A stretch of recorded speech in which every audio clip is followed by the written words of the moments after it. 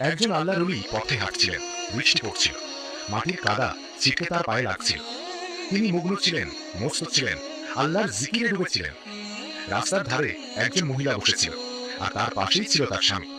অলি যখন সেখান থেকে গিয়েছিলেন, তার পায়ের ছিটকে ওঠা কাদা সেই মহিলার কাপড়ে লাগলো। মহিলা রেগে বলল, ওই যাওয়া লোক, আমার কাপড় নষ্ট করে দিলেন। এই কথা শুনে তার স্বামী দাঁড়িয়ে গেল এবং না ভেবে চিন্তেই অলির মুখে এক চড় মেরে দিল। অলি কিছু বললেন না, ও কিছু করলেন না, শুধু মাথা নিচু করে সামনে চলে গেলেন। কিছু দূর গিয়ে তিনি একটি দোকানের সামনে দাঁড়ালেন। দোকানদার তাকে চিনে ফেলল এবং সম্মান করে বলল, হুজুর দাঁড়ান। তারপর সে গরম দুধের এক পেয়ালা তার হাতে দিল।